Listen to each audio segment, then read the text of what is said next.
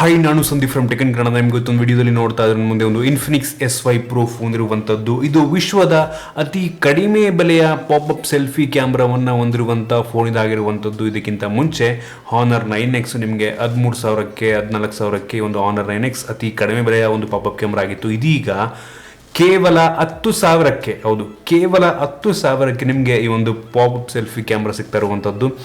Popup selfie camera ಅಂತಂದ್ರೆ ಏನೋ ಒಂಥರ ಕೂಲ್ ಆಗಿರುತ್ತೆ ಆಯ್ತಾ, ಎಲ್ಲರ ಮುಂದೆ ಶೋ ಆಫ್ ಮಾಡೋದಕ್ಕೆ ತುಂಬ ಚೆನ್ನಾಗಿರುತ್ತೆ. ಅದನ್ನು ಕೇವಲ 10,000ಕ್ಕೆ ಒಂದು ಇನ್ಫಿನಿಕ್ಸ್ S5 Pro ಅಲ್ಲಿ ನೀಡ್ತಾ ಇದ್ದಾರೆ. ಈ ಒಂದು ಫೋನ್ ಯಾವ ರೀತಿ ಇದೆ, ಬೇರೆ ಸ್ಪೆಸಿಫಿಕೇಶನ್ ಎಲ್ಲ ಹೇಗಿದೆ, ಇದನ್ನು ಅನ್ಬಾಕ್ಸ್ ಮಾಡ್ತಾ ಇದ್ದೀನಿ, ರಿವ್ಯೂ ಮಾಡ್ತಾ ಇದ್ದೀನಿ.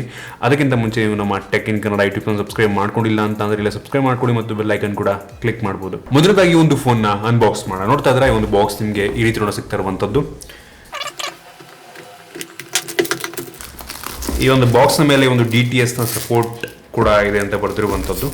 ಪರವಾಗಿಲ್ಲ, ಎಷ್ಟು ಕಡಿಮೆ ಬೆಲೆಗೆ DTS ಸಪೋರ್ಟ್ ಅಂತೆ, ಅದೆಷ್ಟು ಚೆನ್ನಾಗಿದೆ ಗೊತ್ತಿಲ್ಲ ಮಾತ್ರ. ಓಕೆ, ಇದೀಗ ಒಂದು ಬಾಕ್ಸನ್ನು ಓಪನ್ ಮಾಡುವ ಸಮಯ. ಇದನ್ನು ಓಪನ್ ಮಾಡಿದ ತಕ್ಷಣ ನಿಮಗೆ ಡೈರೆಕ್ಟಾಗಿ ಒಂದು ಫೋನ್ ಸಿಗ್ತಾ ಇರುವಂಥದ್ದು. ಈ ಒಂದು ಫೋನನ್ನು ಪಕ್ಕಕ್ಕಿಟ್ಟು ಬೇರೆ ಏನೆಲ್ಲ ಇದೆ ಅಂತ ಚೆಕ್ ಮಾಡೋಣ. ಹೊರಗಡೆ ಫೋನ್ನ ಬಾಕ್ಸ್ ಮಾತ್ರ ಡಬ್ಬ ಆ ಥರ ಇದೆ. ನಿಮಗೆ ಒಂದು ನಾರ್ಮಲ್ ಚಾರ್ಜಿಂಗ್ ಅಡಾಪ್ಟರ್ ಸಿಗ್ತಾ ಇರುವಂಥದ್ದು. ಜೊತೆಗೆ ನಿಮಗೆ ಒಂದು ಮೈಕ್ರೋ USB ಡಾಟಾ ಕೇಬಲ್ ಸಿಗ್ತದೆ. ಕೇಬಲ್ನ ಕ್ವಾಲಿಟಿ ಡೀಸೆಂಟ್ ಆಗಿದೆ. ಜೊತೆಗೆ ನಿಮಗೆ ಒಂದು ಸಿಮ್ ಎಜೆಕ್ಟರ್ ಟೂಲ್ ಸಹ ಸಿಗ್ತಾ ಇರುವಂಥದ್ದು. ಜೊತೆಗೆ ಈ ಒಂದು ಬಾಕ್ಸ್ ಒಳಗೆ ಒಂದು ಟ್ರಾನ್ಸ್ಪರೆಂಟ್ ಬ್ಯಾಕ್ ಕವರ್ನ ಸಹ ನೀಡಿರುವಂಥದ್ದು. ಮತ್ತು ಈ ಒಂದು ಎಕ್ಸ್ಟ್ರಾ ಈ ಒಂದು ಸ್ಕ್ರೀನ್ ಗಾರ್ಡ್ ನೋಡ್ತಾ ಇದ್ರೆ ಇದನ್ನು ಸಹ ಈ ಒಂದು ಬಾಕ್ಸ್ ಒಳಗೆ ನೀಡಿದ್ದಾರೆ. ಒಂದು ರೀತಿ ಒಳ್ಳೆಯ ವಿಷಯ ಅಂತ ನನಗೆ ಅನಿಸ್ತಾ ಇರುವಂಥದ್ದು. ಓಕೆ, ನೋಡ್ತಾ ಇದ್ರೆ ಈ ಒಂದು ಫೋನ್ ನಿಮ್ಗೆ ಈ ರೀತಿ ಸಿಗ್ತಾ ಇರುವಂಥದ್ದು. ಮುಂಗಡೆ ತೆಗಿತೀನಿ. ಇದು ಸ್ಟಾರ್ಟಿಂಗ್ ಕರೆಂಟ್ ಹೊಡಿಯುತ್ತೆ ಒಂದೊಂದ್ಸಲ, ಏನಕ್ಕೆ ಅಂತಂದ್ರೆ ಇಲ್ಲಿ ಮೆಟಲ್ ಹಾಕಿರ್ತಾರೆ. ಓಕೆ, ಇದಾದ ನಂತರ ಹಿಂದ್ಗಡೆ ಇರುವಂಥ ಕವರ್ನ ತೆಗಿತೀನಿ. ನೋಡ್ತಾ ಇದ್ದಾರೆ ಪಿಂಕ್ ಕಲರು, ಹುಡುಗಿ ಕಳಿಸೋರೆ. ಇನ್ನೂ ಒಂದು ಫೋನ್ ಡಿಸೈನ್ ಮತ್ತು ಬಿಲ್ಡ್ ಕ್ವಾಲಿಟಿ ಬಗ್ಗೆ ಮಾತಾಡಬೇಕು ಅಂತಂದರೆ, ಒಂದು ಫೋನ್ನ ಮುಂಭಾಗ ಬಂದರೆ ನೋಡ್ತಾ ಇದ್ರೆ ನಿಮಗೆ ಫುಲ್ ಸ್ಕ್ರೀನ್ ಡಿಸ್ಪ್ಲೇ ನಿಮಗೆ ಸಿಗ್ತಾ ಇರುವಂಥದ್ದು. ಈ ಒಂದು ಫೋನಲ್ಲಿ ಯಾವುದೇ ಒಂದು ಟಿಯರ್ ಡ್ರಾಪ್ ನಾಚ್ ಆಗಲಿ, ಪಂಚುಲ್ ಕ್ಯಾಮ್ರಾ ಆಗಲಿ ಒಂದು ಡಿಸ್ಪ್ಲೇ ಮೇಲೆ ನಿಮಗೆ ನೋಡೋದಕ್ಕೆ ಸಿಗೋದಿಲ್ಲ. ಬೆಜಲ್ ಆಲ್ಮೋಸ್ಟ್ ಎಲ್ಲ ಕಡೆ ಸ್ವಲ್ಪ ಕಡಿಮೆನೇ ಇದೆ, ಬಟ್ ಬಾಟಮ್ ಒಂದು ಸ್ವಲ್ಪ ಬೆಜಲ್ ಜಾಸ್ತಿ ಇದೆ ಅಂತ ಅನಿಸ್ತಾ ಇರುವಂಥದ್ದು. ನಿಮಗೆ ನೋಡಿದ ತಕ್ಷಣ ಅನ್ಸುತ್ತೆ ಇಲ್ಲಿ ಫ್ರಂಟ್ ಕ್ಯಾಮ್ರಾ ಎಲ್ಲಿ ಆಗಾದ್ರೆ ಅಂತ ಅನ್ಕೋದಿದ್ದೀರಾ ಅಂತಂದರೆ, ಆಗಲಿ ಹೇಳಿದಂಗೆ ನಾನು ಇದರಲ್ಲಿ ಒಂದು ಪಾಪಪ್ ಕ್ಯಾಮ್ರಾ ಇರುವಂಥದ್ದು. ಅದು ಈ ಪ್ರೈಸ್ ರೇಂಜಲ್ಲಿ ಒಂದು ಪಾಪಪ್ ಕ್ಯಾಮ್ರಾವನ್ನು ನೀಡಿದ್ದಾರೆ ಅಂತ ಅಂದರೆ ಆಸಮ್ ಅಂತ ಹೇಳಕ್ಕೆ ಇಷ್ಟಪಡ್ತೀನಿ ನಾನು. 10,000ಕ್ಕೆ ನಿಮಗೆ ಪಾಪಪ್ ಕ್ಯಾಮ್ರಾವನ್ನು ಈ ಒಂದು ಫೋನಲ್ಲಿ ನೀಡಿದ್ದಾರೆ. ಅದು ಈ ಒಂದು ಫೋನ್ನ ಸೆಂಟರ್ ಆಫ್ ಅಟ್ರಾಕ್ಷನ್ ಅಂತಲೇ ಹೇಳ್ಬೋದು.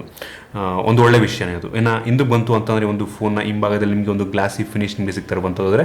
ಇದು ಪ್ಲಾಸ್ಟಿಕ್ ಬ್ಯಾಕ್ ಆಗಿದೆ, ನೋಡೋದಕ್ಕೆ ಗ್ಲಾಸ್ ಥರನೇ ಕಾಣುತ್ತೆ ನಿಮಗೆ. ಹಿಂದ್ಗಡೆ ಈ ಒಂದು ಟ್ರಿಪಲ್ ಕ್ಯಾಮ್ರಾ ಸೆಟಪ್ ಇರುವಂಥದ್ದು. ಡ್ಯೂಯಲ್ LED ಫ್ಲ್ಯಾಶ್ ಇದೆ ಮತ್ತು ಫಿಂಗರ್ ಪ್ರಿಂಟ್ ಸೆನ್ಸರ್ ಸಹ ಇಂದನೇ ಇರುವಂಥದ್ದು. ಮತ್ತು ಒಂದು ಫ್ರೇಮ್ ಏನಿದು ಪ್ಲಾಸ್ಟಿಕ್ ಫ್ರೇಮ್ ಆಗಿದೆ, ಮೆಟಾಲಿಕ್ ಫ್ರೇಮ್ ಅಲ್ಲ, ಇದೊಂದು ಪ್ಲಾಸ್ಟಿಕ್ ಫ್ರೇಮ್ ಆಗಿರುವಂಥದ್ದು. ಓವರಾಲ್ ಡಿಸೈನ್ ನನಗೇನೋ ಓಕೆ ಅಂತ ಅನ್ನಿಸ್ತು ಆಯಿತಾ. ಲೈಕ್ ಈ ಪ್ರೆಸೆನ್ಸಿಗೆ ಚೆನ್ನಾಗಿಲ್ಲ ಅನ್ನಂಗಿಲ್ಲ, ನೋಡೋದಕ್ಕೆ ಮಾತ್ರ ಚೆನ್ನಾಗಿ ಕಾಣುತ್ತೆ. ಸೊ ಪರವಾಗಿಲ್ಲ, ಚೆನ್ನಾಗಿದೆ ಈ ಒಂದು ಪ್ರೈಸ್ ರೇಂಜಿಗೆ. ಇನ್ನೂ ಒಂದು ಫೋನ್ ಇರುವಂಥ ಡಿಸ್ಪ್ಲೇ ಬಗ್ಗೆ ಮಾತನಾಡಬೇಕು ಅಂತಂದರೆ, ಒಂದು ಫೋನಲ್ಲಿ 6.53 ಇಂಚಿನ ಫುಲ್ HD+ ರೆಸೊಲ್ಯೂಷನ್ ಹೊಂದಿರುವಂಥ IPS LCD ಡಿಸ್ಪ್ಲೇ ಇರುವಂಥದ್ದು. ಈ ಒಂದು ಫೋನಲ್ಲಿ ಫುಲ್ HD+ ರೆಸೊಲ್ಯೂಷನ್ ನೀಡಿದ್ದಾರೆ. ಸೊ ಅದು ನನಗೆ ಖುಷಿ ಆಯಿತು ಆಯಿತಾ. ಸೊ ಕೊನೆಗೂ ಇನ್ಫಿನಿಕ್ಸ್ ಅವರಿಗೆ ಒಂದು ಪ್ರೈಸ್ ರೇಂಜಲ್ಲಿ ಫುಲ್ HD+ ರೆಸೊಲ್ಯೂಷನ್ ನೀಡ್ತಾ ಇದ್ದಾರೆ.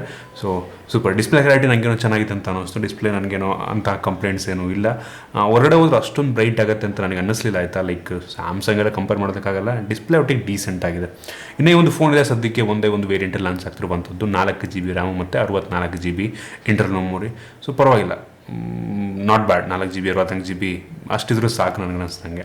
ಇನ್ನು ಈ ಒಂದು ಫೋನ್ ಇರುವಂಥ ಪ್ರೊಸೆಸರ್ ಬಗ್ಗೆ ಮಾತಾಡಬೇಕು ಅಂತಂದರೆ, ಒಂದು ಫೋನಲ್ಲಿ MediaTek Helio P35 ಪ್ರೊಸೆಸರ್ ಇರುವಂಥದ್ದು. ಇದು ಸ್ವಲ್ಪ ಕಡಿಮೆ ಪವರನ್ನು ಹೊಂದಿರುವಂಥ ಪ್ರೊಸೆಸರ್ ಆಗಿರುವಂಥದ್ದು. ನೀವು ಇದರಲ್ಲಿ ಗೇಮನ್ನೆಲ್ಲ ಹೈ ಸೆಟ್ಟಿಂಗ್ಸಲ್ಲಿ ಆಡೋದಕ್ಕಾಗಲ್ಲ, ಲೋ ಸೆಟ್ಟಿಂಗ್ಸಲ್ಲಿ ಆಡ್ಕೊಬೋದು. ಬಟ್ ಸ್ಟಿಲ್ ಇದು ಗೇಮಿಂಗಿಗೆ ಈ ಒಂದು ಫೋನ್ ಅಲ್ಲ. ಒಂದು ಇದರಲ್ಲಿರುವಂಥ ಕ್ಯಾಮ್ರಾ ಮತ್ತು ಪಾಪಪ್ ಕ್ಯಾಮ್ರಾ ನಿಮಗೆಲ್ಲ ಗೊತ್ತಿದೆ, ಸೆಂಟರ್ ಆಫ್ ಅಟ್ರಾಕ್ಷನ್ ಆಗಲೇ ಹೇಳಿದೆ ನಿಮಗೆ. ಸೊ ಇದು ಪವರ್ಫುಲ್ ಫೋನ್ ಅಂತೂ ಅಲ್ಲ, ಬಟ್ ಉಳಿದಿದ್ದೆಲ್ಲ ಚೆನ್ನಾಗಿದೆ. ಡೈರೆಕ್ಟಾಗಿ ಇನ್ನು ಕ್ಯಾಮ್ರಾ ಬರ್ತೀನಿ. ಒಂದು ಫೋನಲ್ಲಿ ರೇರಲ್ಲಿ ಟ್ರಿಪಲ್ ಕ್ಯಾಮ್ರಾ ಇರುವಂಥದ್ರಲ್ಲಿ ಮೈನ್ ಸೆನ್ಸರ್ ಬಂದ್ಬಿಟ್ಟು 48 MP ಮೈನ್ ಸೆನ್ಸರ್ ಇದಾಗಿರುವಂಥದ್ದು. ಸರ್ಪ್ರೈಸಿಂಗ್ಲಿ ಈ ಒಂದು ಕ್ಯಾಮ್ರಾ ತುಂಬ ಚೆನ್ನಾಗಿದೆ. ಆ ಫೋಟೋ ಸ್ಯಾಂಪಲ್ಸ್ಗಳನ್ನ ನನಗೆ ತೋರಿಸ್ತಾ ಇದ್ದೀನಿ. 1.8 ಅಪರ್ಚರು. ಆ ಕ್ವಾಲಿಟಿ ನನಗೇನೋ ಇಷ್ಟ ಆಯಿತು. ನಾನು ಇಷ್ಟೊಂದು ಚೆನ್ನಾಗಿರುತ್ತೆ ಅಂತ ಅಂದ್ಕೊಂಡಿರಲಿಲ್ಲ, ಬಟ್ ಫೋಟೋ ಕ್ವಾಲಿಟಿ ಚೆನ್ನಾಗಿದೆ. ಇನ್ನು ಎರಡನೇದಾಗಿ 2 MP ಒಂದು ಡೆಪ್ತ್ ಸೆನ್ಸರ್ ಇರುವಂಥದ್ದು. ಬ್ಯಾಕ್ಗ್ರೌಂಡನ್ನು ಬ್ಲರ್ ಮಾಡೋದಕ್ಕೆ ಒಂದು ಡೆಪ್ತ್ ಸೆನ್ಸರ್ನ ಇದರಲ್ಲಿ ನೀಡಿರುವಂಥದ್ದು. ಇನ್ನು ಮೂರನೇದು ಈ ಒಂದು ಲೋ ಲೈಟ್ ಸೆನ್ಸರ್ ಅಂತ, ಅಂದರೆ ಲೋ ಲೈಟಲ್ಲಿ ನೀವು ಫೋಟೋ ತೆಗೆದ್ರೆ ಸ್ವಲ್ಪ ಚೆನ್ನಾಗಿ ಬರುತ್ತೆ, ಮಚ್ ಬೆಟರ್ ಬರುತ್ತೆ ಅಂದ್ಬಿಟ್ಟು ಒಂದು ಲೋ ಲೈಟ್ ಸೆನ್ಸರ್ನ ಇದರೊಳಗೆ ನೀಡಿದ್ದಾರೆ. ಸೊ ಅದನ್ನು ಬಿಟ್ಟರೆ ಯಾವುದೇ ಒಂದು ವೈಡ್ ಆ್ಯಂಗಲ್ಲು ಟೆಲಿಫೋಟೋ ಲೆನ್ಸ್ ಯಾವುದೂ ಇಲ್ಲ ಇದರಲ್ಲಿ. ಒಂದು ನಾರ್ಮಲ್ ಮೈನ್ ಲೆನ್ಸು, ಆಮೇಲೆ ಒಂದು ಡೆಪ್ ಸೆನ್ಸರ್ ಬಿಟ್ಟರೆ ಇನ್ನೊಂದು ಲೋ ಲೈಟ್ ಸೆನ್ಸರ್ ಇದೆ ಇದರಲ್ಲಿ. ನಾವು ಫ್ರಂಟ್ ಕ್ಯಾಮ್ರಾ ಬಂತು ಅಂತಂದರೆ ಪಾಪಪ್ ಕ್ಯಾಮ್ರಾ. ಹೌದು, ಪಾಪಪ್ ಕ್ಯಾಮ್ರಾ ಸೂಪರ್ ಆಗಿದೆ. ಸ್ವಲ್ಪ ಫಾಸ್ಟಾಗೆ ಪಾಪಪ್ ಆಗುತ್ತೆ, ತುಂಬ ನಿಧಾನ ತೊಗೊಳ್ಳೋಲ್ಲ, ಒಂದು ಲೆವೆಲಿಗೆ ಫಾಸ್ಟಾಗೇ ಪಾಪಪ್ ಆಗುತ್ತೆ ಒಂದು ಕ್ಯಾಮ್ರಾ. ಇದರಲ್ಲಿ 16 ಮೆಗಾಪಿಕ್ಸೆಲ್ ಒಂದು ಸೆಲ್ಫಿ ಕ್ಯಾಮ್ರಾ ಇದಾಗಿದೆ.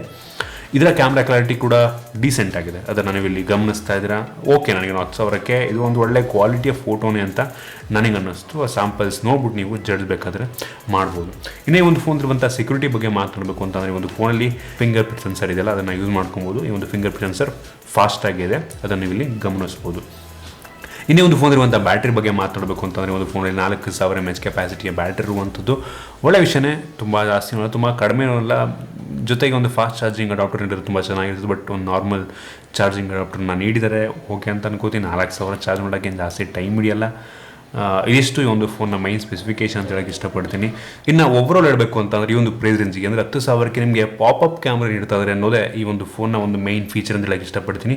ಕ್ಯಾಮ್ರಾ ಡಿಸೆಂಟ್ ಆಗಿದೆ, ಡಿಸ್ಪ್ಲೇ ತುಂಬ ಚೆನ್ನಾಗಿದೆ, ಡಿಸೈನ್ ಕೂಡ ಒಂದು ಲೆವೆಲಿಗೆ ತುಂಬ ಚೆನ್ನಾಗಿದೆ ಅಂತ ಹೇಳೋಕ್ಕೆ ಇಷ್ಟಪಡ್ತೀನಿ. 4000 mAh ಕೆಪಾಸಿಟಿ ಬ್ಯಾಟ್ರಿ ಇರುವಂಥದ್ದು. ಸೊ 10,000ಕ್ಕೆ ನನಗೆ ಓಕೆ ಅನ್ಸುತ್ತೆ. ಏನಕ್ಕೆ ಅಂತ ಅಂದರೆ, ಈ ಒಂದು ಫೋನಲ್ಲಿ ಪಾಪಪ್ ಕ್ಯಾಮ್ರಾ ಇದೆ ಅಂತ ಒಂದೇ ಒಂದು ರೀಸನ್ಗೆ ನಾನು 10,000ಕ್ಕೆ ಇದು ಓಕೆ ಅಂತ ಅಂತೀನಿ. ಏನಕ್ಕೆ ಅಂದರೆ, ಇದಕ್ಕಿಂತ ಕಡಿಮೆ ಬೆಲೆ ನಿಮಗೆ ಯಾವುದೇ ಒಂದು ಪಾಪಪ್ ಸೆಲ್ಫಿ ಕ್ಯಾಮ್ರಾನ ಹೊಂದಿರುವಂಥ ಒಂದು ಫೋನ್ ಸಿಗಲ್ಲ. ಅದು ಕೂಡ ನಾಟ್ ಬ್ಯಾಡ್. ಇನ್ಫಿನಿಕ್ಸು ಅಂತ ಬ್ಯಾಡ್ ಕಂಪ್ನಿಯಲ್ಲ, ಒಂದು ಒಳ್ಳೆ ಸರ್ವಿಸ್ ಸೆಂಟರ್ ಕೂಡ ಇದು ನೀಡ್ತಾ ಇದೆ. ಸೊ 10,000ಕ್ಕೆ ನಿಮಗೆ ಪಾಪಪ್ ಕ್ಯಾಮ್ರಾ ಫೋನೇ ಬೇಕು ಅಂತಂದರೆ ನೀವು ಇದನ್ನು ಚೂಸ್ ಮಾಡ್ಬೋದು. ಇಲ್ಲಾಂದರೆ ಇನ್ನೊಂದು ಸ್ವಲ್ಪ ಬಡ್ಜೆಟ್ ಜಾಸ್ತಿ ಮಾಡ್ಕೊಂಬಿಟ್ಟು ಈ ಒಂದು ಹಾನರ್ 9Xನ್ನು ತೊಗೊಬೋದು. ಬಟ್ 3,000 ರೂಪಾಯಿ ಜಾಸ್ತಿ ಆಗುತ್ತೆ, ಇದಕ್ಕಿಂತ 3,000-4,000 ರೂಪಾಯಿ ಜಾಸ್ತಿ ಆಗುತ್ತೆ. ಸೊ ಇದು ನನ್ನ ಒಪಿನಿಯನ್ನು, ಆನೆಸ್ಟ್ ಒಪಿನಿಯನ್ ಈ ಒಂದು ಫೋನ್ನ ಬಗ್ಗೆ. ಇದು ಪರ್ಫಾರ್ಮಿಂಗ್ ಅಂದರೆ ಗೇಮಿಂಗಿಗೆ, ಹೈ ಪರ್ಫಾರ್ಮೆನ್ಸಿಗೆ ಈ ಒಂದು ಫೋನಲ್ಲ. ಮೇಯ್ನು ಕ್ಯಾಮ್ರಾ, ಒಂದು ಮೀಡಿಯಾ ಕನ್ಸಂಪ್ಷನಿಗೆ ಈ ಒಂದು ಫೋನ್ ತುಂಬ ಚೆನ್ನಾಗಿದೆ. 10,000 ಓಕೆ ಅನಿಸುತ್ತೆ ಪ್ರೈಸು. ಓಕೆ ನನಗಿಂತ ಒಂದು ಲೆವೆಲಿಗೆ ಒಳ್ಳೆ ಪ್ರೈಸ್ ನನಗೆ ಅನಿಸ್ದಂಗೆ.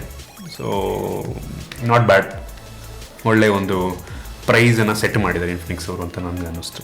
ಇದಿಷ್ಟು ನನ್ನ ಒಂದು ಫೋನ್ ರಿವ್ಯೂ ಅಂತ ಹೇಳಕ್ಕೆ ಇಷ್ಟಪಡ್ತೀನಿ. ನಿಮಗೆ ಇಷ್ಟ ಆಗಿದೆ ಅಂತ ಅನ್ಕೋತೀನಿ. ಇಷ್ಟ ಆಗಿರೋದು ಬಿಟ್ಟು ಲೈಕ್ ಮಾಡಿ, ಶೇರ್ ಮಾಡಿ. ಇದೇ ರೀತಿ ನಮ್ಮ ಬೇರೆ ಬೇರೆ ವಿಡಿಯೋಗಳಿಗೆ ನಮ್ಮ ಟೆಕ್ ಇನ್ ಕನ್ನಡ ಯೂಟ್ಯೂಬ್ನ ಸಬ್ಸ್ಕ್ರೈಬ್ ಮಾಡ್ಕೊಂಡಿಲ್ಲ ಅಂತಂದರೆ ಇಲ್ಲಿ ಸಬ್ಸ್ಕ್ರೈಬ್ ಮಾಡ್ಕೊಳ್ಳಿ ಮತ್ತು ಬೆಲ್ ಐಕನ್ ಕೂಡ ಕ್ಲಿಕ್ ಮಾಡ್ಬೋದು. ಮತ್ತು ನಮ್ಮ ಇನ್ಸ್ಟಾಗ್ರಾಮ್, ಫೇಸ್ಬುಕ್ ಡಿಸ್ಕ್ರಿಪ್ಷನ್ ಇದೆ, ಫಾಲೋ ಮಾಡೋದಿಲ್ಲ.